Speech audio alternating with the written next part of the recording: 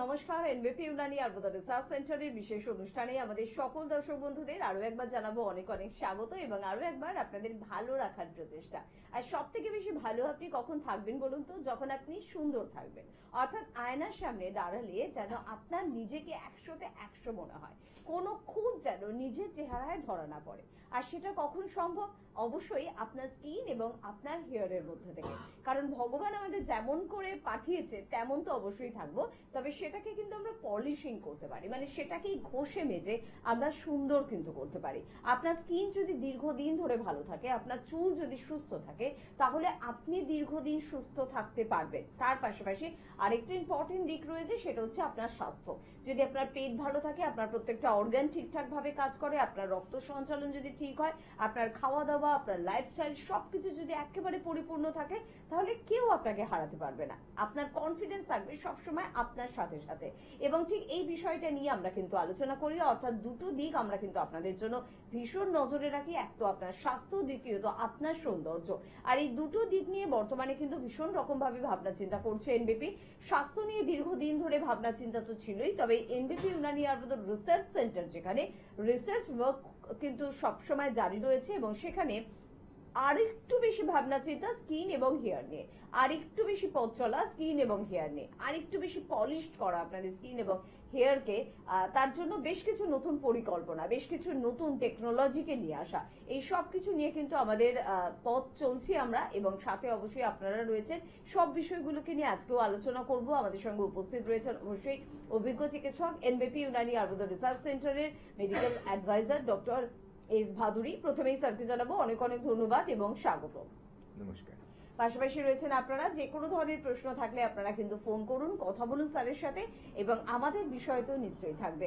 এবং এই যে প্রথমেই বললাম যে সুস্থ থাকতে হবে, সুন্দর থাকতে হবে, যেন কেউ আমার কোনো খুঁত সহজে ধরতে না পারে। খুঁত তো মানুষ মাত্রই মানুষের ধরে, কিন্তু তাও যদি নিজেকে কিছুটা পরিপাটি করে রাখতে পারি, তাহলে মানুষ কিন্তু আমাকে অনেকটা খুঁত ধরার সাহস থেকে নিজেকে সরাতে পারবে। তো কিভাবে আপনি পরিপূর্ণ হবেন, কিভাবে আপনি স্কিনকে ভালো রাখবেন, সেই দিকটা আলোচনা করব। তবে তার আগে স্যারের থেকে একটু জানতে চাইবো যে স্কিন তো আমাদের চেহারার একটা রিফ্লেকশন, আমাদের স্বাস্থ্যের একটা রিফ্লেকশন। স্বাস্থ্য ভালো থাকলে আমার স্কিন ভালো থাকবে। তো স্বাস্থ্যের ঠিক কোন কোন দিকে আমার নজর রাখা দরকার যদি আমি স্কিনকে ভালো রাখতে চাই দীর্ঘদিন পর্যন্ত?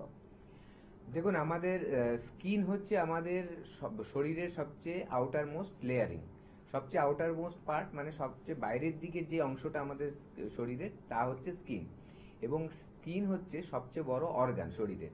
সবচেয়ে যতগুলো অর্গান আছে, সবচেয়ে বড় অর্গান হচ্ছে স্কিন। এবং স্কিনের দুটো কাজ আছে।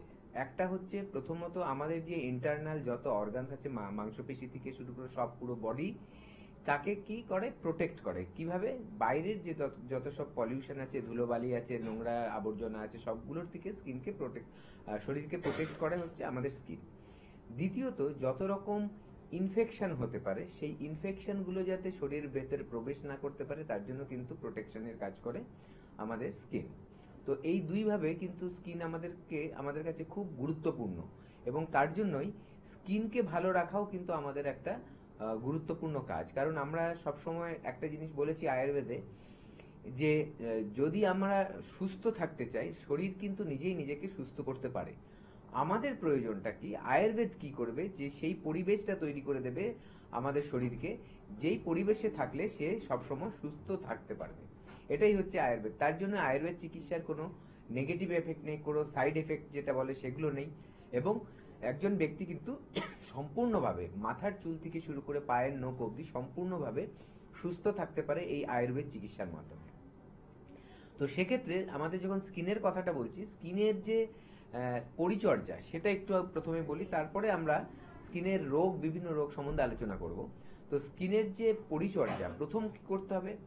আমাদের মাথায় যেমনি আমরা শ্যাম্পু করছি, তেমনি কিন্তু আমাদের শরীরের মধ্যে আমরা সাবান মাখি। এটা হচ্ছে রেগুলার আমাদের কিন্তু করা উচিত। কেন? যাতে আমাদের যে লোমের যে কূপগুলো, মানে আমাদের মাথায় আছে লোমকূপ আছে, আমাদের শরীরে সারা শরীরে কিন্তু লোমকূপ আছে, যেহেতু আমরা স্তন্যপ্রায়ী প্রাণী, আমাদের শরীরে যে আবরণ রয়েছে স্কিনের, তার মধ্যে কিন্তু ছোট ছোট ছোট ছোট ফুটো আছে, যেগুলোর থেকে আমাদের লোম গ্রন্থিগুলো বেরাচ্ছে। তো এই যে জায়গাটা যদি আমাদের শরীরে নোংরা জমে যায়, ধরুন বাইরের ধুলোবালি থেকে নোংরা জমতে পারে, ঘাম থেকে নোংরা জমতে পারে, তো এইরকম যদি বিভিন্নভাবে আমাদের শরীরের মধ্যে নোংরা জমে, তাহলে এই যে লোমকূপগুলো সেগুলো কিন্তু আস্তে আস্তে বন্ধ হয়ে যায়, এবং যখন বন্ধ হয়ে থাকবে তখন কিন্তু বিভিন্ন রকম সমস্যা দেখা দিতে পারে। এবং মুখের ক্ষেত্রে দেখা যায় যে আমাদের ব্রণ হচ্ছে, স্কিনের ক্ষেত্রে অনেক সময় দেখা যায় র্যাশ উঠেছে, মাথার ক্ষেত্রে দেখা যায় যে চুলের গোড়ার থেকে দেখা যাচ্ছে ড্যান্ড্রাফ হচ্ছে, ফাঙ্গাল ইনফেকশনে শরীরের মধ্যে হতে পারে। তার জন্য এই পরিচর্যাটা কিন্তু আমাদের সবসময় স্কিনের জন্য করতে হবে। একদম। আর স্কিনের জন্য প্রত্যেকটি পরিচর্যা নিয়ে আমরা কিন্তু আপনাদের সাথে রয়েছি, আপনাদের পাশে রয়েছি। টিভির অনুষ্ঠান বা সোশ্যাল সাইটের অনুষ্ঠান সবকিছুর পাশাপাশি রয়েছে চেম্বার, প্রচুর চেম্বার, সেখানে এসে ট্রিটমেন্ট সম্পর্কে জানতে পারেন, সুস্থ থাকা এবং সুন্দর থাকা সম্পর্কে জানতে পারেন। তবে তার আগে জানবো কে আছেন আমাদের সাথে ফোনে। নমস্কার। হ্যালো। নমস্কার। হ্যাঁ, কে বলছেন? আমি আন্টিরা বলছি। হ্যাঁ বলুন। খুশকি ব্রণ ঢুকে যাচ্ছে। খুশকি ব্রণ বেরোচ্ছে? হ্যাঁ। আচ্ছা, আপনার বয়স কত? আমার 40। 40? এখনো ব্রণ বেরাচ্ছে? হ্যাঁ। আচ্ছা আচ্ছা আচ্ছা, আপনার পায়খানা কি পরিষ্কার হয়? মাঝে যায়, মাঝে হয় না। মাঝে মাঝে হয়, মাঝে মাঝে হয় না।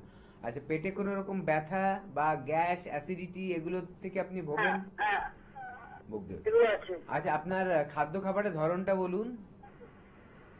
মুড়ি খাই। সারাদিন মুড়ি খান আপনি? হ্যাঁ। হ্যাঁ, আর কিচ্ছু খান না, শুধু মুড়ি? হ্যাঁ। মানে ধরুন এটা সম্ভব? এটা রান্না করা খাবার বা বাইরের খাবার এগুলো কিছুই খান না? হ্যাঁ। আরে ঠিক করে ঠিক উত্তর করে দিতে বলুন, হবে। ভাত, এরকম- ডাল, রুটি খান হ্যাঁ, তো? কি- হ্যাঁ, হ্যাঁ, হ্যাঁ, তো সেটা বলতে হবে তো। শুধু সারাদিন মুড়ি? মুড়ি সারাদিন খায়? একটা মানুষ মুড়ি খেয়ে কি বেঁচে থাকতে পারবে নাকি? ঠিক আছে, ঠিক করে শুনুন। দেখুন, আমাদের টিভি প্রোগ্রামটা খুব সিরিয়াস, ঠিক আছে? এটা কিন্তু মানুষকে সচেতন করার জন্য প্রোগ্রামটা করা হয়। এবার যারা কল করবেন, যাদের প্রয়োজন আছে জানবার, তারাই কল করুন এবং সঠিকভাবে কথা বলুন, যাতে আরো 5 জন যাতে আপনার কথাটা শুনে তাদেরও যে সমস্যা, সেম সমস্যা থাকলে তারা যাতে উপকৃত হয়, ঠিক আছে? নাহলে সময়টা নষ্ট হয়ে যাবে ফালতু। তার থেকে আমাদেরও যাতে টাইমটা নষ্ট না হয়, আপনারও যাতে সময় নষ্ট না হয়, সঠিকভাবে প্রশ্ন করুন। আমরা যতটা আমরা অ্যাওয়্যার করতে পারি আপনাদেরকে সচেতন কিন্তু করব টিভির একদম। প্রোগ্রামের মাধ্যমে। হুম। আপনার যেটা হচ্ছে, প্রথম কথা হচ্ছে আপনার মাথায় যে খুশকিটা হচ্ছে, এই বয়সে সাধারণত ব্রণর প্রবলেম হয় না, খুব কম মানুষেরই কিন্তু এই সময় হয়। তাও তাদের মধ্যে মহিলাদেরই একটু বেশি হয়, যেহেতু মহিলাদের অনেক হরমোনাল প্রবলেম থাকে, যেমন পিসিওডির প্রবলেম থাকে, সিস্ট থাকে, টিউমার থাকে, সেই সব ক্ষেত্রে হয়। তারপরে মেনোপজের টাইম আসে, সেই ক্ষেত্রে হয়, এরকম ক্ষেত্রে হয়। এবং এটার সাথে আরেকটা জিনিস থাকে, সেটা হচ্ছে কি, যে কারো স্কিন খুব বেশি তৈলাক্ত। একটু আগে যেটা বলছিলাম, স্কিনের পরিচর্যা করার ব্যাপারটা, ধরুন আপনার স্কিন যদি খুব বেশি তেলতেলে হয়, সেখান থেকে যদি লোমকূপগুলো আটকে থাকে, তো সিবাম বলে যে মানে একটা নিঃসরণ হয় স্কিনের ভেতর থেকে, একটা মানে জুস মতো, রস মতো, সেটা কিন্তু তাহলে আটকে যায়, বেরোতে পারে না বাইরে। এবং যখনই আটকে যাবে তাহলে সেই জায়গায় কিন্তু ওই ব্রণর সৃষ্টি হবে। তার জন্য এটা বেশি বয়সে অনেকের দেখা দেয়। তাহলে আপনার আরেকটা প্রবলেম আছে, যেটা হচ্ছে খুশকি। খুশকি থেকেও কিন্তু অনেকের ব্রণ হয়, বুকে, পিঠে, কপালে, এগুলোতে কিন্তু আমরা দেখতে পাই। তবে এই সংখ্যকটা কিন্তু, সমস্যাটা কিন্তু অল্প বয়সীদের মধ্যে বেশি দেখা দেয়, ঠিক আছে? কিন্তু আপনারও যখন দেখা দিচ্ছে, আপনি একটা মাথায় রাখবেন যে আমাদের যে একটা ডিভিশন আছে, যেখানে ধরুন সৌন্দর্যের চিকিৎসা করা হয়, লা এলিগেন্স বলে, এনবিপির একটা অংশ। সেখানে আমাদের বিভিন্ন প্রোডাক্ট রয়েছে, যে প্রোডাক্টগুলো আপনি ইউজ করতে পারেন। আপনার চুলের কোয়ালিটি ভালো হবে, সেই শ্যাম্পু ইউজ করলে আপনার খুশকি চলে যাবে, সেরকম কিছু লোশন আছে, এবং স্কিনের পরিচর্যা করার যাবতীয় কিন্তু জিনিস আপনি এখানে পেয়ে যাবেন আমাদের লা এলিগেন্স থেকে। তো সেখানেও বিভিন্ন ধরনের অত্যাধুনিক ট্রিটমেন্ট আছে, সেগুলো আমরা পরে আলোচনা করছি। তো মেন হচ্ছে ব্যাপারটা এটা, আপনার পরিচর্যা করতে হবে। তার সাথে সাথে খাদ্য খাবার ঠিক খেতে হবে, অতিরিক্ত তেল মশলা ঝাল খাবেন না, গ্যাস অ্যাসিডিটি না হয় তার জন্য পায়খানা পরিষ্কার রাখতে হবে। যদি আপনার এই সমস্যাগুলো আপনি কষ্ট দিচ্ছে, আপনাকে সারছে না, তাহলে শিগগিরই আমাদের সাথে যোগাযোগ করুন। আমরা যেভাবে আপনাকে ট্রিটমেন্ট করব, এটা আপনি এই সমস্যাটা থেকে আপনি বেরিয়ে আসতে পারবেন। একদম। আর আমরা শুধুমাত্র চাই আমাদের অনুষ্ঠান তারাই দেখুক, তারাই ফোন করুন যারা সত্যি খুব সিরিয়াস, যারা নিজেদেরকে ভীষণ ভালোবাসে, নিজের কাছের মানুষ, নিজের প্রিয় মানুষগুলোকে ভীষণ ভালোবাসে এবং নিজে এবং তাদেরকে নিয়ে সকলকে নিয়ে সুস্থ থাকতে চায় এবং সত্যি ডাক্তারবাবুর কথা শুনছেন এবং সেটা পালন করবেন এবং প্রত্যেকটা বিষয় অক্ষরে অক্ষরে পালন করে নিজে সুস্থ হবে, এরকম মানসিকতার মানুষরা প্লিজ ফোন করুন, তাতে আমাদের সকলেরই কিন্তু সুবিধা হয় অনুষ্ঠানটাকে এগিয়ে নিয়ে যাওয়ার। কে আছেন বলবেন? নমস্কার। নমস্কার, হ্যাঁ, কে বলছেন দাদা? আমি প্রশান্ত দাস বলছি খড়গপুর থেকে। খড়গপুর থেকে বলুন, কি সমস্যা আছে? রোদে বেরালে আমার প্রচন্ড পরিমাণে মাথা যন্ত্রণা করে, আর ঠান্ডা লাগার ইয়ে আছে। আচ্ছা, প্রবণতা আছে। আচ্ছা, এটা কতদিন ধরে আপনি ভুগছেন? হ্যাঁ, 2-3 বছর হলো দেখছি এরকম হয়। আচ্ছা আচ্ছা, আপনার যে কাজকর্ম যেটা আছে সেটা কি আপনার আউটডোর কাজ বেশি থাকে, মানে রোদে যাওয়াটা বেশি পড়ে? হ্যাঁ হ্যাঁ হ্যাঁ। আচ্ছা, আর আপনার ঠান্ডা লাগার ধাত আছে, আপনি কোনোদিন কি কোনো অ্যালার্জির টেস্ট করেছিলেন? না করিনি। আচ্ছা, আপনি শুনুন, আমি বলছি আপনাকে। দেখুন, এই যে ব্যাপারটা, এটা মেইনলি সাইনোসাইটিস বলে, ঠিক আছে? সাইনাস পয়েন্টস থাকে আমাদের ঠিক ভুরুর ওপরে এবং চোখের নিচে, এই জায়গাগুলোতে সাইনাস পয়েন্ট থাকে, ঠিক আছে? এইখানে কি হয়, যাদের ঠান্ডা লাগার ধাত আছে, এখানে এসে মিউকাস জন্মায়। মিউকাস মারছে শ্লেষ্মা, শ্লেষ্মা জমে যায় এবং শ্লেষ্মাটা যখন জমে যায় তখন ঠান্ডা লাগলে ব্যথা হয়। দেখবেন অনেকে মাথা নিচু করতে গেলেই বলছে ঠান্ডা লাগার পর মানে কপাল যেন ফেটে যাচ্ছে, ছিঁড়ে যাচ্ছে, এরকম সমস্যাগুলো হয় তাদের। এবং তার পাশাপাশি যাদের এই সাইনাসের প্রবলেম আছে, তারা যদি রোদে বেরোয় তাহলে কিন্তু মাথা ধরে দেয়, মাথা ব্যথা হয়ে যায়। বা রোদে বাইরে একটু বেশি হাঁটা চলা হচ্ছে, কাজকর্ম হচ্ছে, তার সাথে সাথে পরিশ্রম একটু বেশি হয়ে গেছে, সেক্ষেত্রেও দেখা যায় তাদের কিন্তু মাথা ধরে। এটা কিন্তু চোখের চশমার পাওয়ার বেড়ে গেছে তার জন্য না, এটা কিন্তু একেবারেই কিন্তু সাইনাসের সমস্যা থেকেই হয়, সাইনোসাইটিস যেটা আমি বলি। তবে এর ভালো ট্রিটমেন্ট আছে এবং এর ভালো ট্রিটমেন্ট করলে আপনার কিন্তু এটা ঠিক হয়ে যাবে। আমাদের আয়ুর্বেদে এর একটা খুব সুন্দর ট্রিটমেন্ট আছে, যেটাকে আমরা পঞ্চকর্মা থেরাপি বলি। পঞ্চকর্মা থেরাপিতে এই নাকের ভেতরে নাসিয়াম বলে একটা পদ্ধতি আছে। পঞ্চকর্মা থেরাপিতে বিভিন্ন পদ্ধতি আছে, তার মধ্যে নাসিয়াম বলে একটা পদ্ধতি আছে, যেই ট্রিটমেন্টটা কিন্তু করালে দেখা যাবে যে আপনার এই যে শ্লেষ্মাগুলো এখানে জমে থাকে, যার জন্য ব্যথা হয়, এইগুলো একেবারে বেরিয়ে চলে আসবে যেটা জমে আছে, এবং ট্রিটমেন্টটা যখন কমপ্লিট হয়ে যাবে দেখবেন আর ওখানে নতুন করে কিন্তু কাফ জমছে না। তার পাশাপাশি আমাদের এখানে আসার সাথে সাথে কি হবে, যে ডাক্তারবাবু যে আপনাকে দেখে মেডিসিন দেবে, সেই মেডিসিনের কাজে কি হবে, আপনার ইমিউনিটি বেড়ে যাবে, রোগ প্রতিরোধ ক্ষমতাটা বাড়বে। অ্যালার্জির যদি ধাত থেকে থাকে সেটা আমাদের ডাক্তারবাবুরা পরীক্ষা করে দেখে নেবে, সেই অ্যালার্জির ধাতটা কিন্তু কমে নর্মাল হয়ে যাবে। দেখবেন আপনি আরো 5 জন মানুষের মতো কিন্তু রোদে বেরালো তখন কোনো কষ্ট হচ্ছে না, এর ঠান্ডা লেগে গেলেও দেখবেন চট করে কিন্তু মাথাও ধরছে না বা ব্যথাও হচ্ছে না, বা সর্দি কাশিরও ধাতটা কিন্তু কমে যাবে। তো পার্মানেন্ট যদি আপনি সলিউশন চান, তাহলে একটাই কথা বলবো, মানে দেরি না করে একটু হেল্পলাইন নাম্বারে কল করুন, কল করে একটা অ্যাপয়েন্টমেন্ট নিয়ে আমাদের কাছে চলে আসুন। এখনই রাইট টাইম, এখনই যদি আপনি নিজেকে সুস্থ করে নেন তাহলে দেখবেন এই বর্ষাতেও খুব কষ্ট হবে না আপনার, এবং শীত আসতে আসতে আপনি কমপ্লিটলি সুস্থ হয়ে যাবেন এই সমস্যা থেকে, এবং এবার শীতটা কিন্তু আপনি খুব আনন্দ করে কাটাতে পারবেন। শুধু এবার বলবো না, তারপর থেকে কিন্তু আপনার একটা নর্মাল লাইফস্টাইল হয়ে যাবে। একদম ছোট্ট একটা পরিবর্তন, ছোট্ট একটা সঠিক ডিসিশন আপনার জীবনকে সত্যি বদলে দিতে পারে। আর এই ডিসিশনটা নেওয়ার সময় কিন্তু আপনাদের চলে এসেছে, যে অসুস্থ হলেই একটু কিছু উপলব্ধি করলেই যে একটু ব্যতিক্রমী জীবনযাপন হচ্ছে আমার, বা ব্যতিক্রম ভাবে যেন আমার মনে হচ্ছে দৈনন্দিন জীবনটা চলছে, তাহলে একটু ডক্টরের পরামর্শ নিন, তাহলে কিন্তু তাড়াতাড়ি ভালো হতে পারবেন। কে আছেন আমাদের সাথে একটু দেখবো? নমস্কার। নমস্কার ম্যাডাম, হ্যাঁ, আমি নমস্কার। বীরভূম থেকে বলছি। বীরভূম? হ্যাঁ, বলুন, কে বলছেন? আমি অনুপম দাস। অনুপম দাস, কি সমস্যা আছে? আমার হাঁটুর চরম ব্যথা। বয়স কত আপনার? বয়স 52। 52। আচ্ছা, বীরভূমে বোলপুরে আমাদের চেম্বার আছে, স্যার নিজেও থাকেন বোলপুর চেম্বারে বেশিরভাগটাই, তো আপনি জানেন তো সেটা? না, আমি জানি না।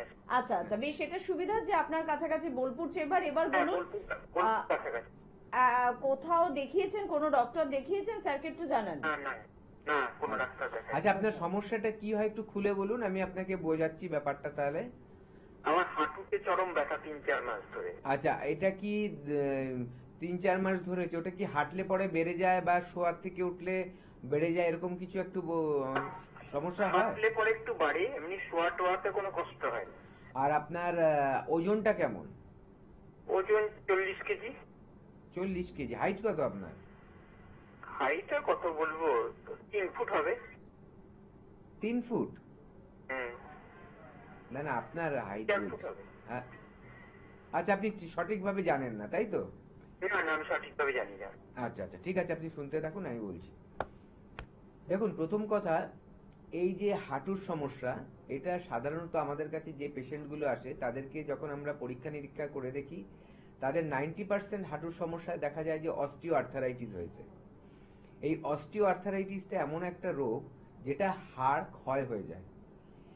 যত বয়স বাড়ে এটা কিন্তু সমস্যাটা বাড়তে থাকে। এবং যাদের ভারী চেহারা, এই জন্যই ওজনটা কত জিজ্ঞাসা করলাম, উনি অ্যাকচুয়ালি সঠিকভাবে বলতে পারলেন না, হাইটও বলতে পারলেন না, কোনোটাই ঠিক করে বলতে পারেন, উনি আন্দাজে একটা বলেছেন। যাই হোক, ওটা ম্যাটার করছে না, আপনি যখন আসবেন আমাদের কাছে আমরা সব জেনে বুঝে নেব, কোনো সমস্যা নেই।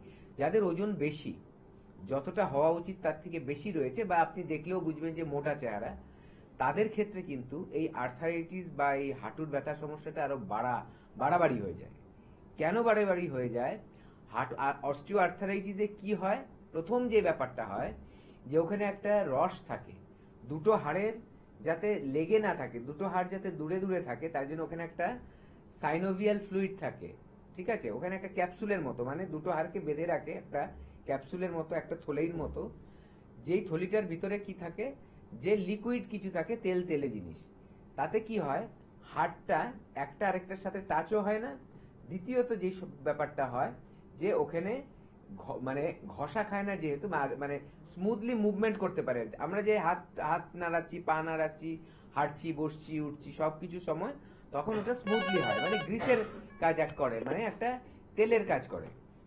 এবার কি হয়, ফার্স্ট হচ্ছে ওটা শুকানো শুরু করে। যখনই ওটা শুকাতে থাকে তখন কি হয়, হাড়গুলো কাছাকাছি আসা শুরু করে। এবং মানুষের কি হয়, যাদের হাঁটুর প্রবলেম দেখবেন, তাদের বেশিরভাগ মানুষেরই কি হয়, ক্যালসিয়াম কম থাকে হাড়ে, মানে হাড় দুর্বল হয়। মহিলাদের ক্ষেত্রে এটা আরো বেশি, অস্টিওপোরোসিস বলে একটা রোগ হয়, কারণ মেনোপজের যে টাইমটা 50-এর আশেপাশে, তখন হাড় এতটাই দুর্বল হয়ে যায় যে ভুঙুর হয়ে যায়, মানে সেখানে আর হাড়ের ঘনত্বই থাকে না। ভেতরটা এক্স রে করলেই বোঝা যায় যে ভেতরে যেন মানে একটা জাল জাল জাল জাল হয়ে গেছে, একটা পুরু ভাব, মোটা ভাব, জিনিসটা নষ্ট হয়ে গেছে, ঠিক আছে? এরকম অবস্থায় কি হয়, হাড় যখন কাছাকাছি চলে আসে তখন ঘষা খাওয়া শুরু করে। ঘষা খেতে খেতে প্রথমে হাড়ের মাথার যে ওপরে একটা যে টুপি মতো থাকে, সেই টুপিগুলো নষ্ট হয়ে যায়, তারপর হাড় খাওয়া শুরু হয়ে যায়। এই যে অস্টিওআর্থ্রাইটিসের প্রবলেমটা এতটাই মারাত্মক, মানুষকে কিন্তু পঙ্গুও করে দিতে পারে।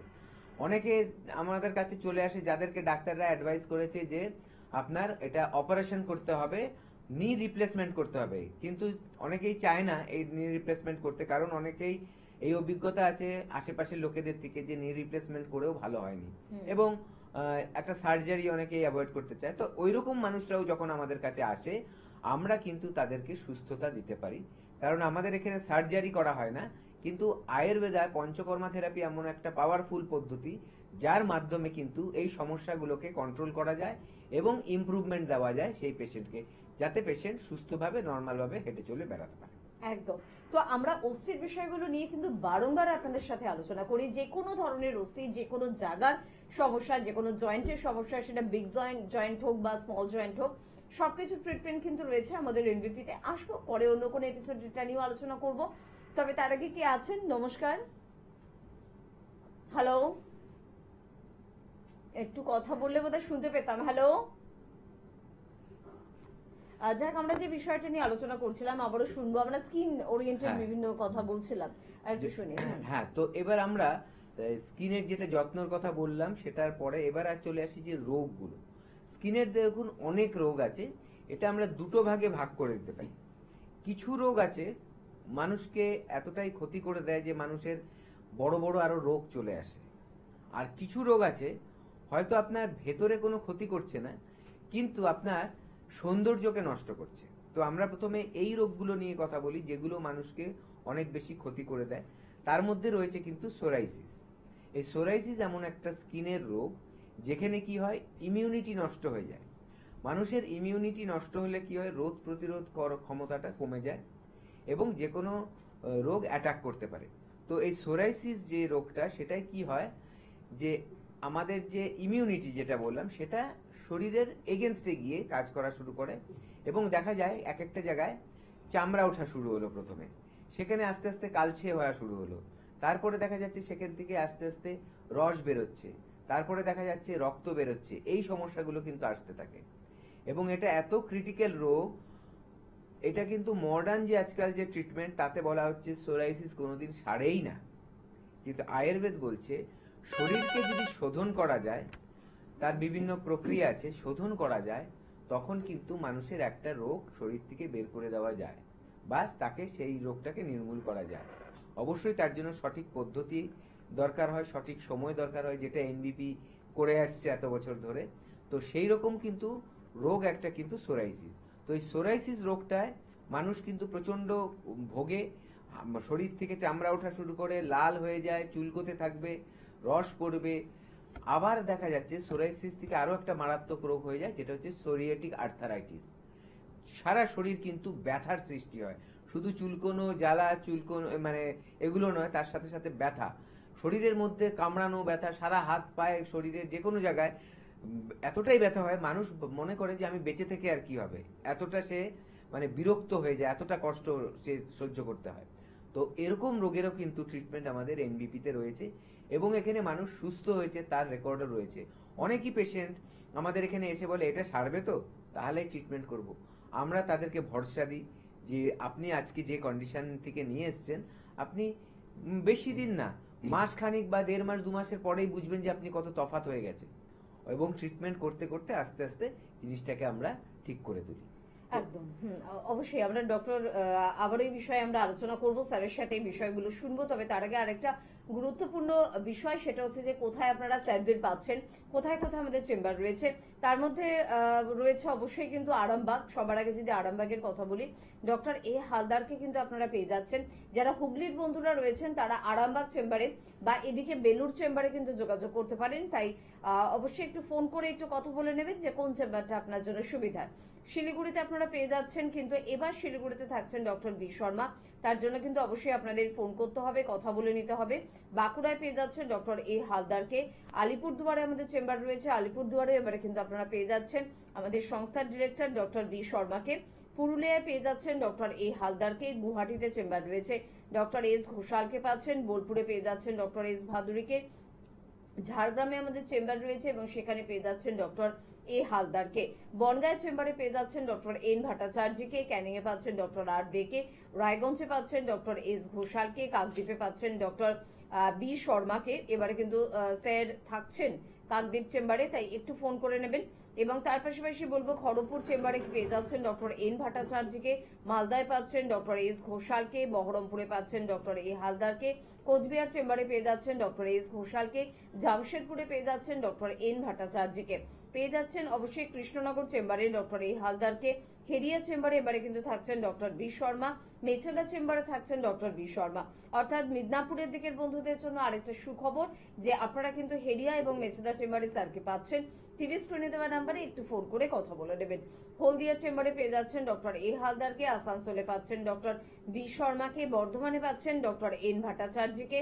গঙ্গারামপুরে পেয়ে যাচ্ছেন ডক্টর এস ঘোষালকে। দুর্গাপুরে পাচ্ছেন ডক্টর এন ভট্টাচার্যকে। আগরতলা ত্রিপুরার বন্ধুরা পেয়ে যাচ্ছেন অবশ্যই ডক্টর বি শর্মাকে। পেয়ে যাচ্ছেন শিলচর চেম্বারে ডক্টর বি শর্মাকে। ডিব্রুগড়ে আপনারা পাচ্ছেন ডক্টর এস ঘোষালকে এবং দিল্লিতে পাচ্ছেন ডক্টর এস ঘোষালকে। এছাড়া আমাদের কলকাতায় অনেকগুলি সেন্টার রয়েছে, তার মধ্যে অন্যতম মধ্যমগ্রাম, সেখানে আপনারা পেয়ে যাচ্ছেন। এদিকে সাউথের বন্ধুরা কিন্তু হাজরা, ল্যান্সটাউন, শিশুমঙ্গল হসপিটালের একদম অপোজিটে আমাদের চেম্বার পেয়ে যাচ্ছেন। হাতিবাগানে আমাদের চেম্বার পেয়ে যাচ্ছেন। তার পাশাপাশি খিদিরপুরে আমাদের চেম্বার পাচ্ছেন। এবং আমরা যদি চলে আসি হাওড়ার বন্ধুদের কথায়, তাহলে শিবপুর, বাল্টিকুড়ি বাজার, দাসনগর এবং বেলুড়ে কিন্তু আমাদের চেম্বার রয়েছে, তার জন্য অবশ্যই যোগাযোগ করবেন। আর দক্ষিণ 24 পরগনার বন্ধুরা প্রত্যেক বৃহস্পতিবার করে কিন্তু পেয়ে যাচ্ছেন সংস্থার ডিরেক্টর ডক্টর বি শর্মাকে আমতলা চেম্বারে। তার পাশাপাশি মাসে একটি রবিবার ডক্টর বি শর্মা কিন্তু কলকাতায় সময় দিচ্ছেন। মাসের কোন রবিবার উনি থাকছেন সেটা জানার জন্য আমাদের নাম্বার অর্থাৎ 9830235527 বা 37 ফোন করবেন, কথা বলবেন এবং যোগাযোগ করবেন। স্কিনের বিষয়গুলো নিয়ে আলোচনা করছিলাম, সোরাইসিস নিয়ে আলোচনা করছিলাম। মানে সোরাইসিস হোক বা যে কোনো ক্রিটিক্যাল সমস্যা হোক, সবকিছুর জন্য কিন্তু ট্রিটমেন্ট আপনি পেয়ে যাচ্ছেন অবশ্যই আমাদের এনবিপিতে। তবে একজন বন্ধু আছেন, খুব সংক্ষেপে একটু কথা বলে নেব। কে আছেন? নমস্কার। হ্যালো, হ্যাঁ হ্যালো, কে বলছেন?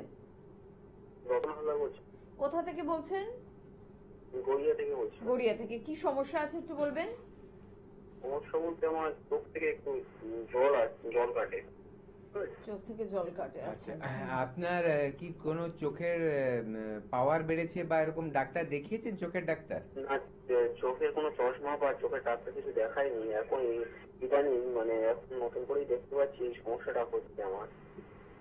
আচ্ছা, দেখুন আপনার কি কোনো লেখা পড়তে বা দূরের কিছু দেখতে অসুবিধা হয় এমনি? না, কিছু অসুবিধা হয় না, কিন্তু এই অনেকে ঘাড়েও ব্যথা হয়, অনেকে বলে চোখের জন্য নাকি ঘাড়ে ব্যথা হচ্ছে। আচ্ছা, না ওরকম ব্যাপার না। যাই হোক, আপনাকে আমি বলে দিচ্ছি, আপনি শুনতে থাকুন। দেখুন, চোখের দুরকম রোগ হয়। কিরকম, আমি যদি চোখের রোগের কথা বলি, একটা হচ্ছে আপনার পাওয়ার কমে যাওয়া, বেড়ে যাওয়া, এগুলো। আরেকটা হচ্ছে চোখের যে আমাদের নার্ভগুলো আছে সেগুলোর ক্ষতি হয়ে যাচ্ছে কিনা, বা ধরুন চোখের মানে কি বলবো, ভেতরের দিকে কোনো প্রবলেম হচ্ছে না। একটা হচ্ছে পাওয়ার, চোখের যে আমাদের লেন্স আছে সেই লেন্সের ক্ষমতাটা কমছে না বাড়ছে, ঠিক আছে? তো এইটা একটা সমস্যা, যেটা আপনি চশমা দেখিয়ে করে নিতে পারছেন সাধারণভাবে, যেটা সবাই করে। কিন্তু কিছু কিছু সমস্যা আছে যেগুলো কিন্তু চোখের পাওয়ারের জন্য কোনো প্রবলেম নেই, সেখানে হচ্ছে চোখের মেন রোগ যেগুলো, সেখানে কি হয়, নার্ভগুলো এফেক্টেড হয়। মানুষের চোখ আস্তে আস্তে চোখের ভেতরের নার্ভগুলো শোকাতে থাকে। গ্লুকোমা বলে একটা রোগ হয়, ডেঞ্জারাস রোগ, ঠিক আছে, যার কোনো চিকিৎসা নেই বলা হয় মডার্ন মেডিসিনে, যে সারা জীবন আপনি ওষুধ খেয়ে চোখের ড্রপ আর ওষুধ খেয়ে যেতে হবে। কিন্তু আয়ুর্বেদ বলছে চোখের রোগের জন্য কিন্তু আয়ুর্বেদিক চিকিৎসা রয়েছে, যেটাকে আমাদের নেত্রতর্পণ বলে একটা পঞ্চকর্মা থেরাপি আছে। নেত্রতর্পণ এমন একটা সুন্দর ট্রিটমেন্ট যার মাধ্যমে কিন্তু চোখের বিভিন্ন রোগকে সারিয়ে তোলা যায়। মেডিসিন তো আছেই, আয়ুর্বেদ মেডিসিন আছেই, তার পাশাপাশি যদি নেত্রতর্পণ করা হয়, একটা আয়ুর্বেদিক পঞ্চকর্মা থেরাপির পদ্ধতি, যার দ্বারা চোখের গ্লুকোমার মতো কিন্তু সমস্যা ঠিক হয়। এবং অনেকেরই দেখা যায় যে চোখ লাল হয়ে থাকছে, তার একটা কারণ আছে, সেগুলো ঠিক হয়ে যাবে। যাদের এই যে আমি চোখের পাওয়ারের কথা বললাম, যাদের ধরুন পাওয়ারও খুব বেশি, তাদেরও কিন্তু আস্তে আস্তে ঠিক করা যায়। এবং অনেক সময় দেখা যায় অনেকে বলছে চোখে স্ট্রোক হয়ে গেছে, সেগুলো রোগ কিন্তু নিয়ে আসুন, একবার আমাদের ডাক্তারবাবুরা দেখবে, সবকিছু পরীক্ষা করবে, কিন্তু তারপরে যদি ট্রিটমেন্ট করবে, দেখবেন আপনার কিন্তু সমস্যা থেকে আপনি বেরিয়ে আসতে পারবেন। একদম। আসলে চোখ ভীষণ গুরুত্বপূর্ণ একটি অর্গান, এটা তো বলা বাহুল্য। তার পাশাপাশি চোখ কিন্তু মনের আয়না। আপনার মনটা কতটা সুন্দর সেটা আপনার চোখের উপর কিন্তু তার একটা প্রতিফলন পড়ে। তাই চোখের যত্ন নিন, চোখকে সুন্দর রাখুন, দীর্ঘদিন ধরে চোখ দিয়ে সুন্দর এই পৃথিবীটাকে দেখুন। আর আমরা দেখবো এবারে সেই মানুষগুলোকে, যে মানুষগুলো পৌঁছে গিয়েছেন প্রচুর ভরসা নিয়ে এনবিপি ইউনানি আয়ুর্বেদা রিসার্চ সেন্টারে, আর তারপর তারা কি রেজাল্ট পেলেন, তারপর তাদের এনবিপির চিকিৎসকেরা কতটা স্যাটিসফাই করতে পারলেন, কতটা তাদের সমস্যা থেকে মুক্তি দিতে পারলেন, সব বিষয়গুলো তাদের মুখ থেকে শুনবো। তারপর ফিরে আসবো অনুষ্ঠানে।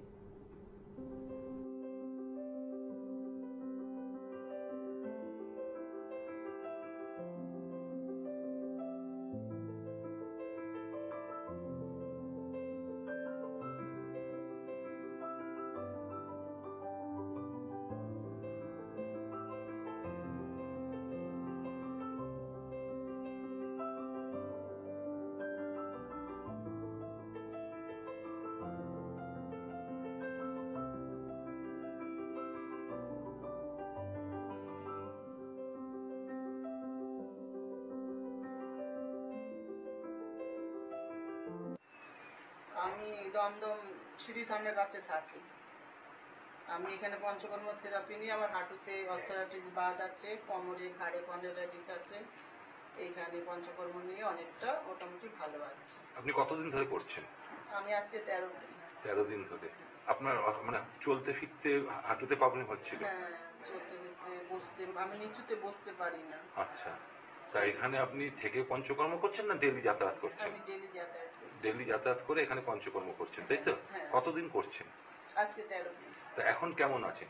এখন মোটামুটি ভালো আছে, আগের থেকে অনেক ভালোই আগের আছে। থেকে অনেকটা ভালো। এবং ডাক্তারবাবুদের পরিষেবা কেমন দিচ্ছে? ভালো দিচ্ছে। নিজেদের মতন করেই দিচ্ছে, হ্যাঁ তাই তো? হ্যাঁ, নিজের জন্য।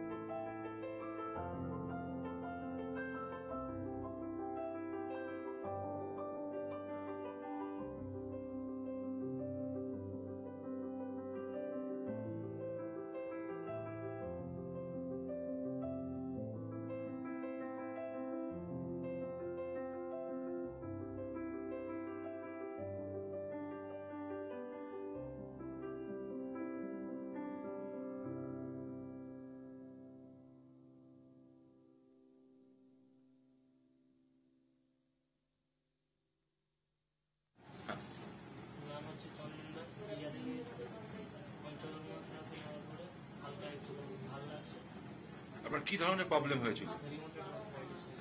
সেটা কি অসুবিধাটা কি হচ্ছিল? জয়েন্ট জয়েন্ট ব্যথা আর নার্ভ সিস্টেমগুলো টান ধরেছিল। হ্যাঁ, এখন কেমন আছেন? মোটামুটি ভালো আছে। তা কেমন লাগছে এখানকার পরিষেবা আপনার কাছে? পরিষেবা খুব ভালো। খুব ভালো, ফ্যামিলির মতন একদম, তাই তো? হ্যাঁ, ঠিক আছে।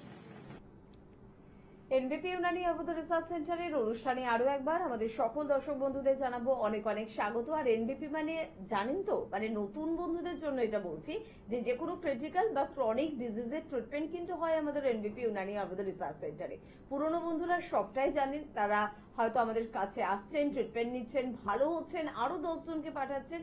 তবে নতুন বন্ধুদের জন্য বলবো, sugar, pressure, thyroid, cholesterol, uric অ্যাসিডের সমস্যা, অস্থির যে কোনো সমস্যা, যে কোনো আপনার গুরুত্বপূর্ণ অর্গান, সেটা কিডনি হোক, লিভার হোক, হার্ট হোক, লাংস হোক, সবকিছু ট্রিটমেন্ট রয়েছে। স্কিন, নার্ভের ট্রিটমেন্ট রয়েছে, পেট বা পাইলস ফিস্টুলার ট্রিটমেন্ট রয়েছে, বা আপনার সাইনাস বা মাইগ্রেন বা নেশায় আসক্ত বা ম্যানিয়াগ্রস্ততা, বাচ্চাদের সমস্যা, মহিলাদের সমস্যা আলাদা করে, পুরুষদের সমস্যা বা আপনার বন্ধাত্বের সমস্যা বলে শেষ করতে পারবো না। মাথার চুল থেকে পায়ের নখ পর্যন্ত, আভ্যন্তরীণ বা বাহ্যিক যে কোনো সমস্যার ট্রিটমেন্ট কিন্তু আপনারা পাচ্ছেন এনবিপি ইউনানি আর্বুদ রিসার্চ সেন্টারে। এই বিষয়গুলো নিয়ে আবারও আলোচনায় ফিরবো। আমাদের সঙ্গে উপস্থিত রয়েছেন এই সংস্থার অভিজ্ঞ চিকিৎসক ডক্টর এস ভাদুরী। আরো একবার স্যারকে জানাবো অনেক অনেক ধন্যবাদ এবং স্বাগত।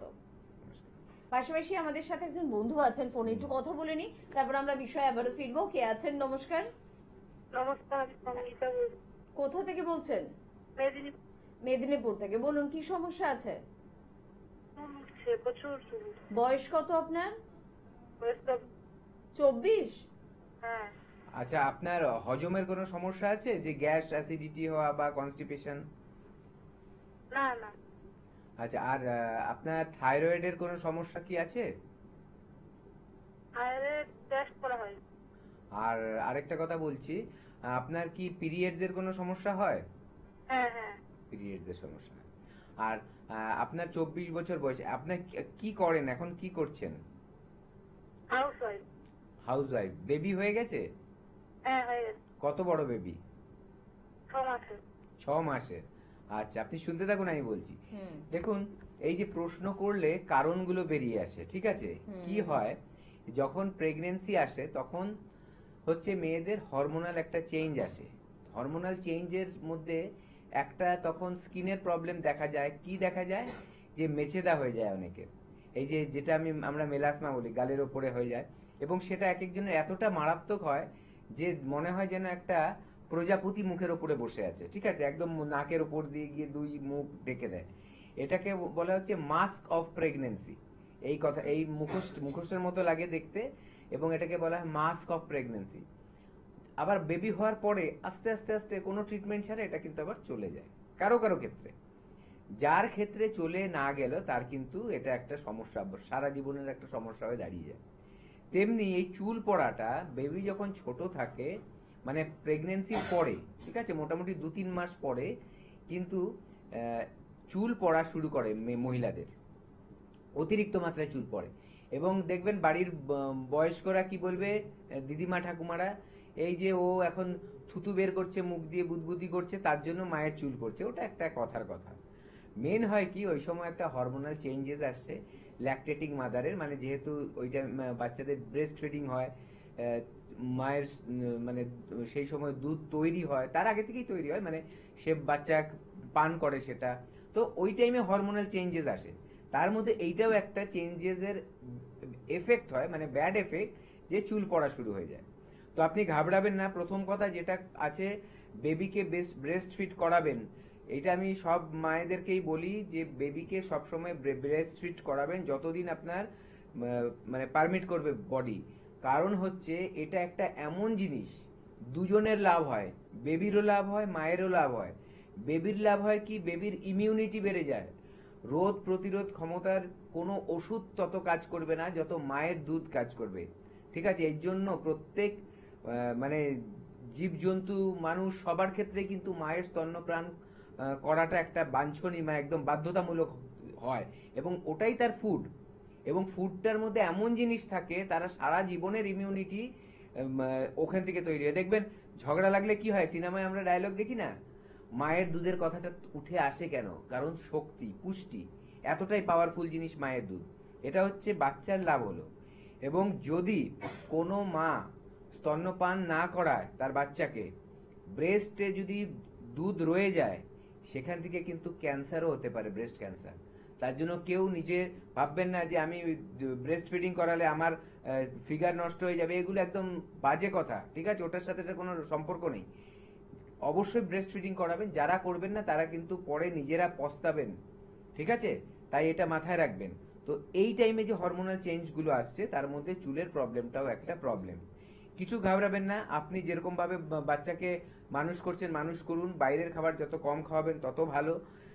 আপনার এবার কি করতে হবে, আপনার কিছু নিয়ম কানুন মেনে চলতে হবে, যাতে চুলের মধ্যে আপনার সঠিক পরিমাণে আপনার নিউট্রিশনটা পাওয়া যায়, পুষ্টিটা যাতে চুলের জন্য যেটা দরকার সেগুলো যাতে পাওয়া যায়।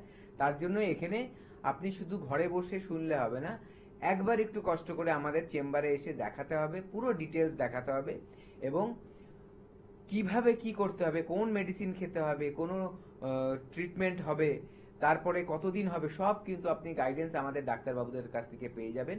সেটা মেনটেন করলে দেখবেন আস্তে আস্তে কিন্তু আপনার চুল পড়াটা কমে যাবে, এবং নর্মাল যেরকম আরো 5টা মানুষের চুল পড়ে নতুন চুল হচ্ছে, আপনারও কিন্তু তাই হবে।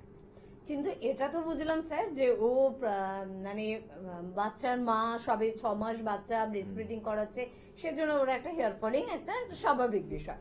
কিন্তু যাদের এরকম কোনো বিষয় নেই, কিন্তু তাদেরও তো হেয়ার ফলিং হচ্ছে, একদম। এত হেয়ার ফলিং এর প্রবলেম, গ্রেইং হেয়ারের প্রবলেম, একদম। ড্যান্ড্রফের প্রবলেম, নাজেহাল মেয়েরা, ছেলেরা পর্যন্ত। কি করবে তারা? দেখুন, প্রথম কথা হচ্ছে এই যে এতগুলো প্রবলেম আপনি যেগুলো শেয়ার করলেন, সেটা হচ্ছে দেখুন চুল পেকে যাচ্ছে, অল্প বয়সে চুল পেকে যাওয়া, ঠিক আছে? এটা একটা সমস্যা, পুরুষ মহিলা সবার ক্ষেত্রেই হয়। আবার দেখুন অনেকের কি এক্সেসিভ হেয়ার ফল হচ্ছে, আবার অনেকের কি হচ্ছে যে টাকটা খালি হয়ে যাচ্ছে, মানে নতুন করে আর চুল উঠছে না। চুল পড়ে যাওয়াটা কিন্তু সমস্যা নয়, চুল সবারই পড়বে, কারণ নতুন চুল সেখান থেকে গজাবে। কিন্তু যদি চুল অতিরিক্ত মাত্রায় পড়ে আর সেখানে নতুন চুল না আসে, ওটাই হচ্ছে সমস্যা দাঁড়িয়ে যায়। তো এর জন্য খুব ভালো ট্রিটমেন্ট আছে আমাদের এনবিপিতে আছে। ইন্টারনালি যেসব প্রবলেমগুলোর কারণে হয়, ধরুন কারো হরমোনাল ইমব্যালেন্স আছে, থাইরয়েডের সমস্যা আছে, অনেকে লিভার ফাংশন ঠিক নেই, সেখান থেকে হতে পারে, অনেকের মানসিক চাপ খুব বেশি, অনেকের দেখা যাচ্ছে খাবারের মধ্যে পুষ্টিক আহার নিচ্ছে না তারা, সেগুলো কারেকশন করে দেওয়া যাবে ইন্টারনালি এনবিপির মাধ্যমে।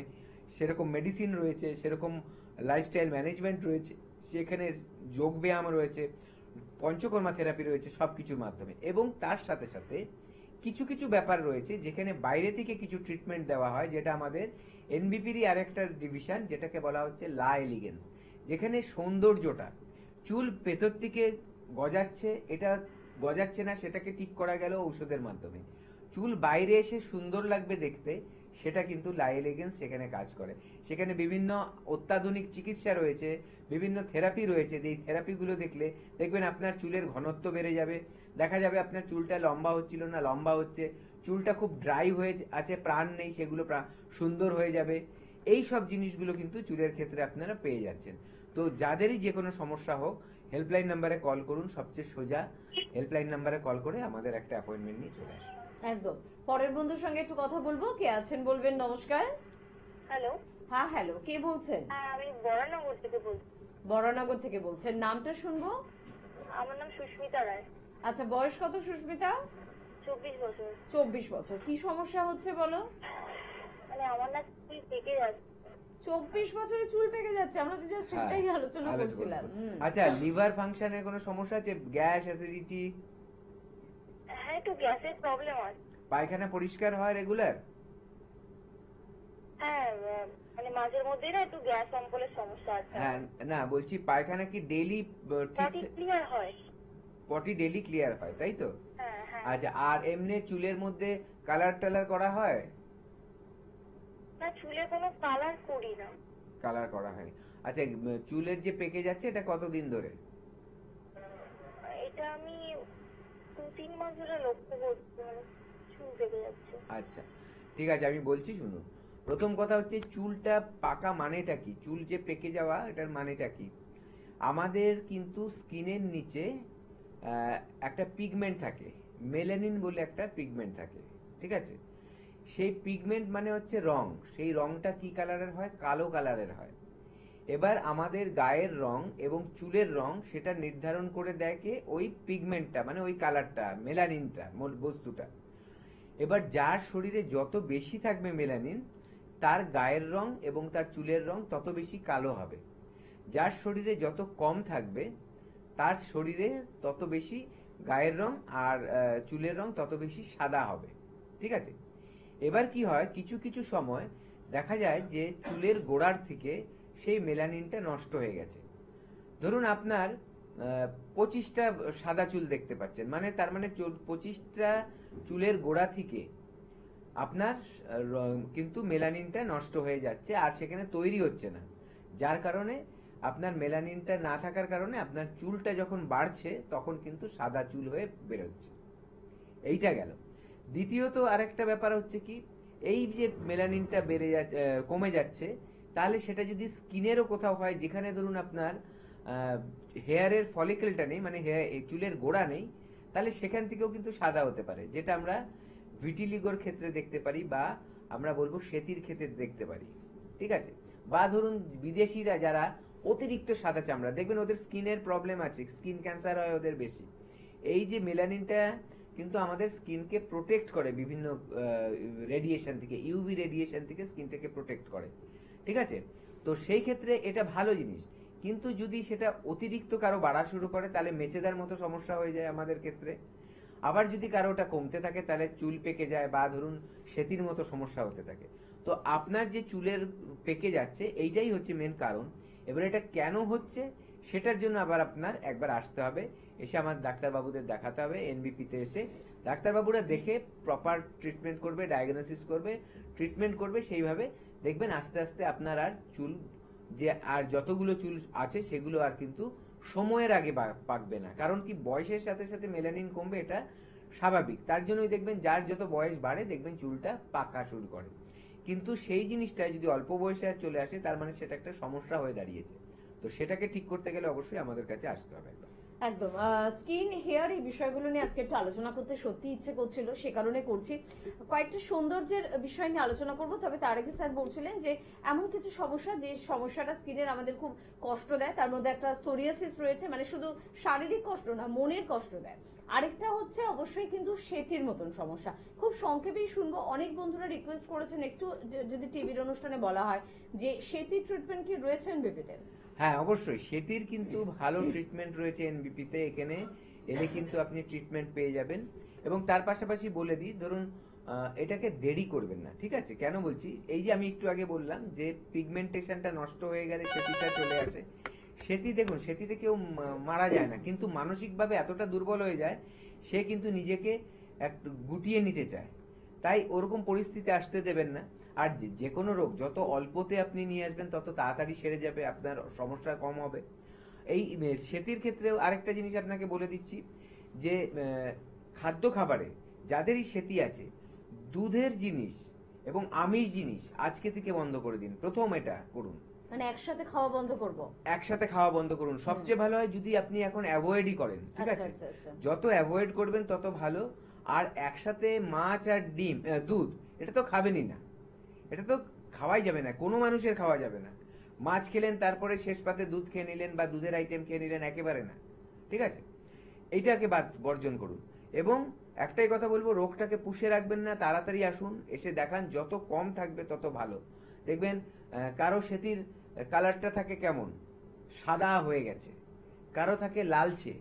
তো এই যে আস্তে আস্তে পরিবর্তন হয়ে হয়ে কিন্তু এই কালারগুলো চেঞ্জ হয়। তো যত তাড়াতাড়ি আসবেন তত কিন্তু আমরা তাড়াতাড়ি আপনাকে সুস্থ করে তুলতে পারবো, এবং সেটা ইজি হবে। যত দেরি হবে তত ডিলে হবে, আরো কঠিন হয়ে উঠবে আপনার সমস্যাটা। সেই জায়গায় না আসার আগেই তাড়াতাড়ি এসে যোগাযোগ করুন। এর খুব ভালো ট্রিটমেন্ট আছে। ট্রিটমেন্ট পেলে কিন্তু দেখবেন আপনার প্রবলেমটা আস্তে আস্তে কমে যাচ্ছে। একদম। আর কে আছেন আমাদের সাথে, তার সাথে একটু কথা বলবো। নমস্কার। হ্যাঁ নমস্কার, হ্যাঁ, কে বলছেন? আমি কালীঘাট থেকে বলছি, রিয়া। রিয়া বলছেন, বলুন রিয়া, বয়স কত আপনার? 28। 28 বছর। কি সমস্যা হচ্ছে?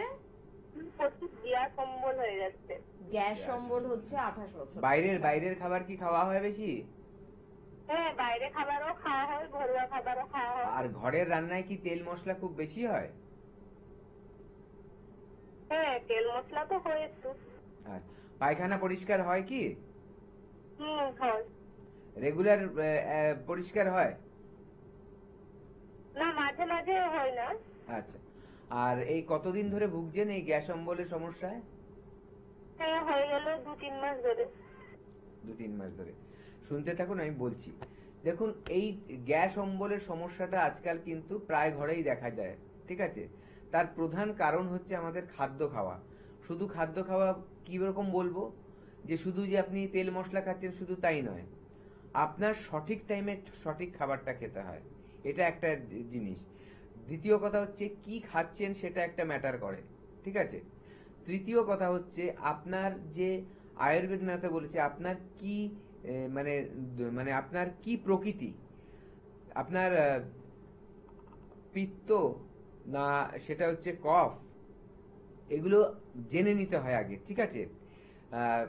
বাত, পিত্ত, কফ, এই তিনটে হচ্ছে আপনার দোষ বলা হয় আয়ুর্বেদে, এবং যার মধ্যে যেটা পরিমাণ বেশি থাকে সে তার প্রকৃতিটা তার উপরে নির্ধারণ করা হয়।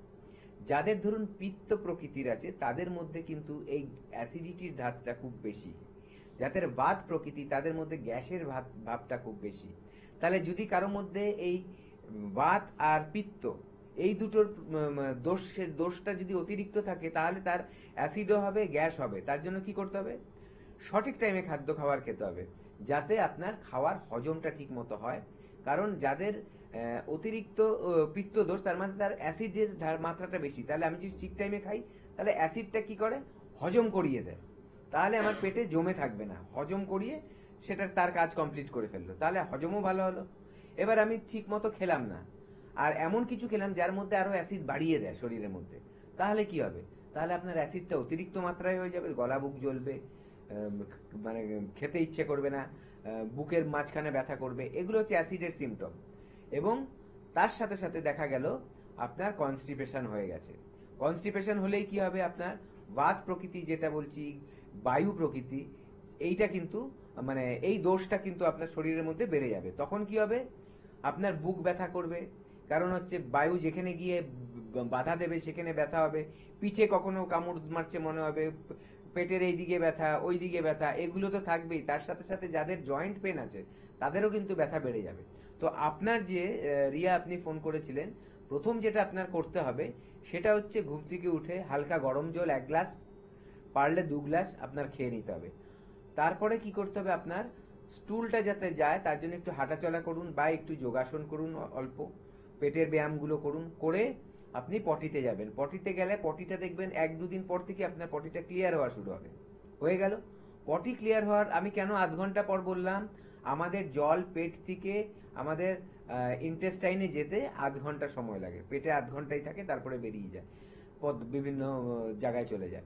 তো এইটা যাতে চলে যায় তার জন্য আপনি আধ ঘন্টা পরে স্টুলে পটি করতে যাবেন, এবং তার মাঝখানে ব্যায়াম করলে কি হবে? আপনার মুভমেন্টগুলো ঠিক হবে, বাউলস মুভমেন্টগুলো, আপনার পটিটা ক্লিয়ার হয়ে যাবে। তারপরে কেউ করছেন আপনি ব্রেকফাস্ট খাচ্ছেন, সকালের ব্রেকফাস্টটা খুব হালকা খাবেন, অনেক খেয়ে নেবেন না, কারণ সারা রাত মানুষ খায় না। তার জন্য সকালে যে কোনো দেখবেন একটা মেশিন চালু করতে গেলে প্রথমে কিন্তু আস্তে আস্তে চালু করতে হয়, তারপরে তার স্পিড বাড়ে।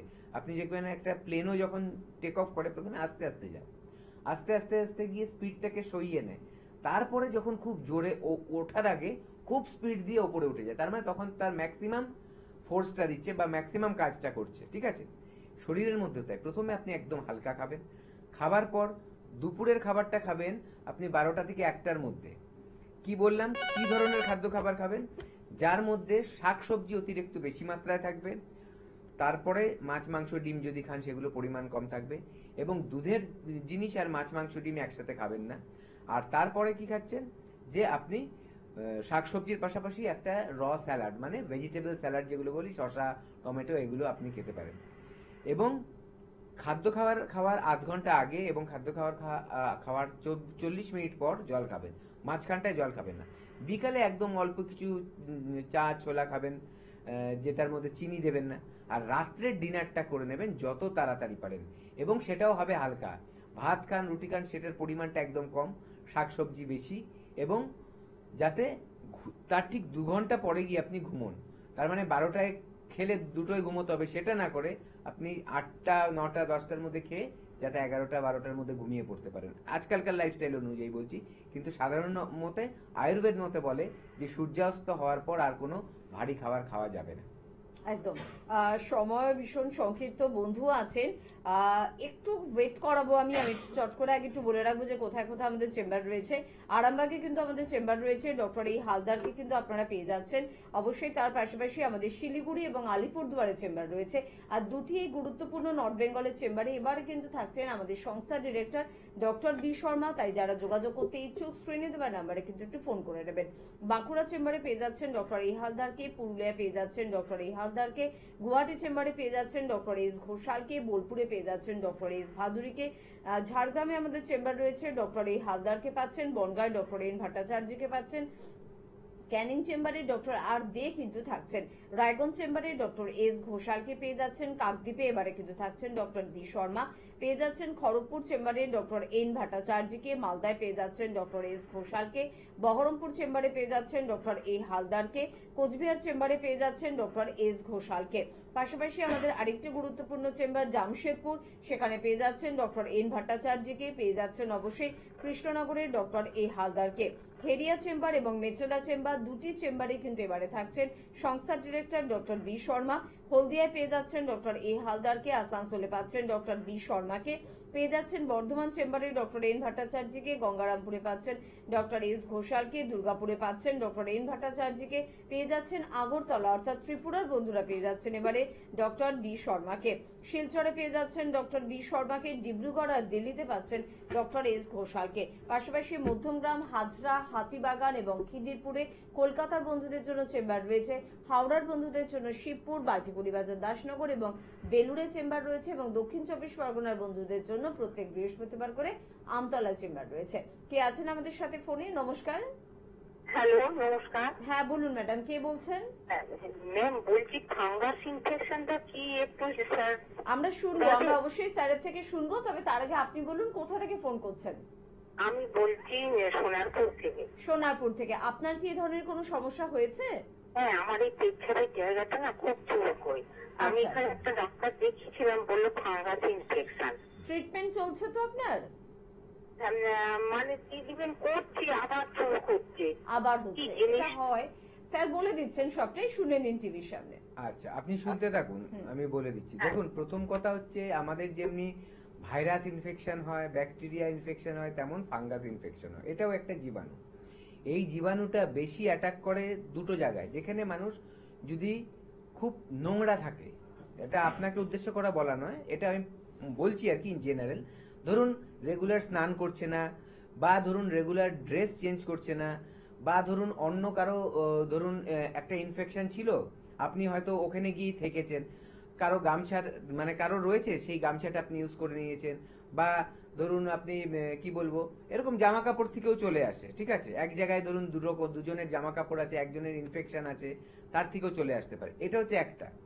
দ্বিতীয়ত আরেকটা হচ্ছে যদি আপনার শরীরের কোনো একটা জায়গায় যেখানে স্যাঁতস্যাঁতে ভাব থাকে, ঠিক আছে? দেখবেন ফাঙ্গাস কিন্তু বলা হয় যে ঘরেও কিন্তু অনেক সময় অ্যাটাক করে। দেখবেন বলে ফাঙ্গাস লেগে গেছে, এই কথাটা দেখবেন শুনবেন অনেক সময়। পুরোনো বাড়িতে যদি হয়, দেখবেন স্যাঁতস্যাঁতে জায়গায় বলে অনেকে ফাঙ্গাস লেগে গেছে। ফাঙ্গাসটা কিন্তু এরকমই জিনিস, ঠিক আছে? আর এটা খুব ছোঁয়াছুঁই, চট করে লেগে যায়, একজনের থেকে আরেকজনের হয়ে যায়। এবার ধরুন কি হয়, মহিলাদের ক্ষেত্রে বলছি, ইন্ডিয়ান মহিলাদের একটা মানে হ্যাবিট রয়েছে যে টয়লেটে গেলে জল ইউজ করার, ঠিক আছে? পরিষ্কার পরিচ্ছন্নতা রাখার জন্য, যেটা বিদেশি মহিলারা করে না। এই যে ওয়েট মানে ভিজে থেকে যাওয়া, তারপরে যদি ভিজে থেকে যায় ওই প্রাইভেট পার্টস বা ধরুন পেচ্ছাপের জায়গাগুলো যদি ভিজে থাকে, সেক্ষেত্রে কিন্তু ফাঙ্গাল ইনফেকশন হতে পারে। তো এইগুলো একটু মেনটেন করতে হবে। এবং তার পাশাপাশি বলবো, দেখুন এইটা কিন্তু ভেতর থেকে সারাতে হয়, শুধু আপনি মলম লাগালে কিন্তু কাজ হবে না, ঠিক আছে? আর এটাকে কি করতে হবে, কিছু ট্রিটমেন্ট আছে, যে ট্রিটমেন্টগুলো আয়ুর্বেদাতে রয়েছে, একদম এটাকে কিন্তু মানে ওই রোগটাকে, জীবাণুটাকে মারতে হবে। এবার এমন কিছু তো করা যাবে না শরীরের মধ্যে যে আপনার ওখানে মানে যে কোনো পার্টে যেখানেই হলো সেখানে মানে খুব পাওয়ারফুল কিছু দিয়ে দিলাম জীবাণু মরে গেল, ওইভাবে জীবাণুটা মরবে না, কারণ ও যদি ওইরকম পরিবেশ আবার পায় আবার হয়ে যাবে। আর দেখবেন এই জিনিসটা বেশিরভাগ কিন্তু এইসব জায়গাতেই হয়, পেচ্ছাপের জায়গায় হয়, মানে পায়ের ফাঁকে হয়, তারপর দেখবেন আর্ম পিটে মানে বগলের কাছে হয়, ঘাড়ে হয়, যেসব জায়গায় জল জমার চান্সেস থাকে। জল বলতে শুধু জল নয়, ঘাম থেকেও কিন্তু এটা হতে পারে। আর এটা বেশিরভাগ দেখবেন এই বর্ষাকালে কিন্তু হওয়ার চান্সেসটা খুব বেশি, তো বা ফিরে ফিরে আসে। তো এই জিনিসটা মেনটেন করবেন, ড্রাই রাখতে হবে নিজের শরীরকে, যে কোনো পার্টি ড্রাই রাখতে হবে, ঠিক আছে? এবং তার পাশাপাশি পরিষ্কার পরিচ্ছন্নতা মেনটেন করতে হবে। আপাতত আপনি একটা কাজ করবেন, আপনার যত ড্রেস আছে রেগুলার কিন্তু ওটা গরম জলে ধোবেন, তাহলে সবচেয়ে ভালো থাকবেন। আন্ডারওয়্যার যেগুলো থাকবে সেগুলোকে গরম জলে ধোবেন, এবং আপনার গামছা যেগুলো ইউজ করছেন সেগুলো অন্য কেউ যাতে ইউজ না করে, এবং আপনার যেটা মানে ইনফেকশনের জায়গায় যেখানে আপনি ইউজ করছেন যে গামছাটা, সেটা সারা শরীরে ইউজ করবেন না, কারণ সেখান থেকে তাহলে অন্য জায়গায় চলে যেতে পারে। তো এটা মেনটেন করুন, আর আমাদের কাছে এসে ট্রিটমেন্ট করুন, দেখবেন এটা আস্তে আস্তে করে কিন্তু এই জিনিসটা পার্মানেন্টলি ঠিক করা যাবে। একদম। এবং এটা নিয়ে কিন্তু শুধুমাত্র বাড়িতে বসে থাকবেন না, সমস্ত মহিলাদের জন্য বলছি, এটাই বোধহয় ইউটিআই সমস্যায় বোধহয় আমরা বলি এটাও থেকে ইউটিআই ইউরিনারি ট্র্যাক ইনফেকশন কিন্তু এগুলোর থেকেও আসে, ঠিক আছে? তো এটা হতে পারে এটা থেকে, বা এটা ছাড়াও হতে পারে, ইউটিআই কিন্তু হতে পারে। মানে এনবিপি তে ট্রিটমেন্ট রয়েছে? হ্যাঁ, ট্রিটমেন্ট রয়েছে। ইউটিআই বেশি মহিলাদের হয় ধরুন বাইরে কোথাও গিয়ে টয়লেট করে ফেললো, বা সমুদ্রর বা পুকুরের বা মানে নদীর জলে স্নান করা, সেখান থেকেও হতে পারে, ঠিক আছে? তো এগুলো থেকেও কিন্তু আসতে পারে। খালি ভাববেন না যে আমি তো সমুদ্রে স্নান করেছি, কি হলো তাতে, ওখান থেকেও কিন্তু হতে পারে। মহিলাদের ইনফেকশন খুব তাড়াতাড়ি হয়, ঠিক আছে? তার জন্য এটা মেনটেন করুন, আর আমাদের কাছে আসুন, আমরা আরো গাইডেন্স দিয়ে দেবো কিভাবে আপনি নিজেকে সুস্থ রাখতে পারেন, যে কোনো ইনফেকশন থেকে নিজেকে কিভাবে ঠিক রাখতে পারেন, আপনার ইমিউনিটি কিভাবে বাড়বে, তারও কিন্তু ট্রিটমেন্ট রয়েছে আমাদের এখানে। একদম।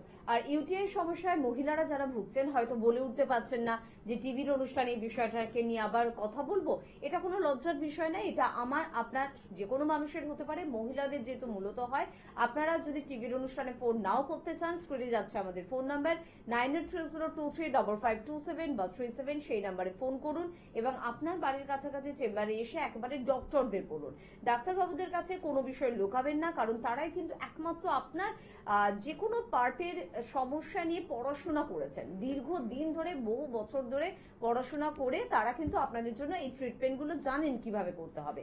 বাড়িতে বসে একা একা সমস্যার সমাধান করে ফেলবো, এই ভুল ধারণাও কিন্তু একদম রাখবেন না। তাই যোগাযোগ করুন যে কোনো ক্রিটিক্যাল বা ক্রনিক ডিজিজের জন্য এনবিপি ইউনানি আয়ুর্বেদ রিসার্চ সেন্টারে। আজকে হাতে সময় একদম নেই, অনুষ্ঠান থেকে বিদায় নেবো, তবে পরবর্তী অনুষ্ঠানে আবারও আপনাদের সাথে দেখা হচ্ছে, কথা হচ্ছে এই ধরনের বিষয়গুলো নিয়ে। ধন্যবাদ জানাবো আপনাদের, ধন্যবাদ জানাবো ডাক্তারবাবুকে। নমস্কার।